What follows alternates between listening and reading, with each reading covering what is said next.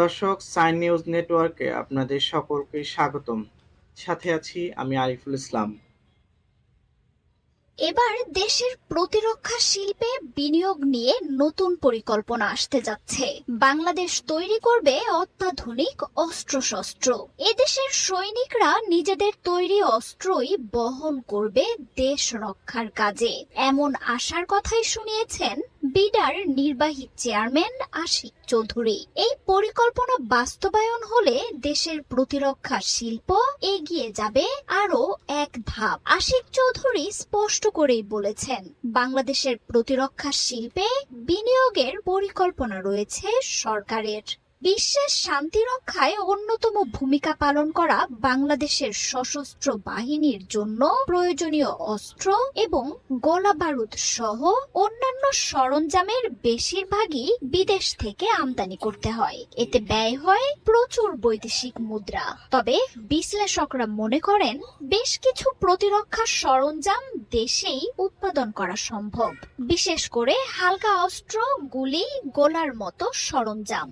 যদিও এসব সামগ্রীর বেশ কিছু এখন বাংলাদেশ অর্ডিন্যান্স ফ্যাক্টরিতে উৎপাদন হচ্ছে। তবে এবার সরকার প্রতিরক্ষা শিল্পে বিনিয়োগের পরিকল্পনা করছে আট ঘাট বেঁধেই।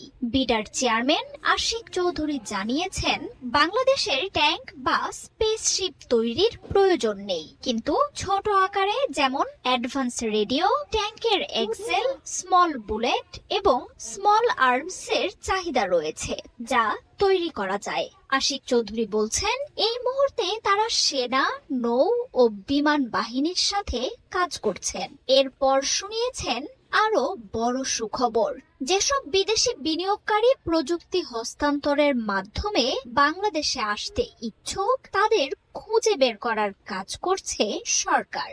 বিডার চেয়ারম্যান আরো জানিয়েছেন, এই বিনিয়োগকারীদের কাছ থেকে উৎপাদিত প্রতিরক্ষা সরঞ্জাম কেনার প্রতিশ্রুতি নিয়ে তাদের আঞ্চলিকভাবে রপ্তানি করার সুযোগও প্রদান করা যেতে পারে। এজন্য একটি বিশেষায়িত মিলিটারি ইকোনমিক জোনের মতো ধারণার ব্যাপারে কথা বলেছেন আশিক চৌধুরী। নিজ দেশেই প্রতিরক্ষা শিল্প গড়ার পাশাপাশি নতুন সরকার আসার পর যুদ্ধাস্ত্র বন্ধু দেশগুলো থেকে কেনার ব্যাপারে কথা শোনা গেছে। বিশেষ করে বিমান বাহিনীর জন্য চতুর্থ প্রজন্মের যুদ্ধ বিমান কেনার ব্যাপারে আলোচনা বহু আগের। চীন এবং পাকিস্তান থেকে এই ধরনের যুদ্ধ বিমান সংগ্রহের আলোচনা আছে।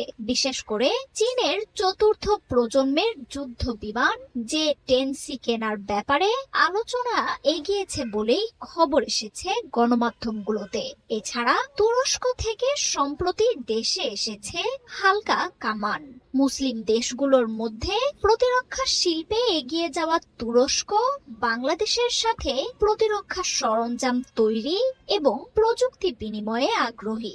আশিক চৌধুরীর কথায় এই আশার পালে লেগেছে নতুন হাওয়া। এমন গুরুত্বপূর্ণ খবর পেতে আমাদের চ্যানেলটি সাবস্ক্রাইব করুন এবং বেল আইকনটি অ্যাক্টিভ করুন।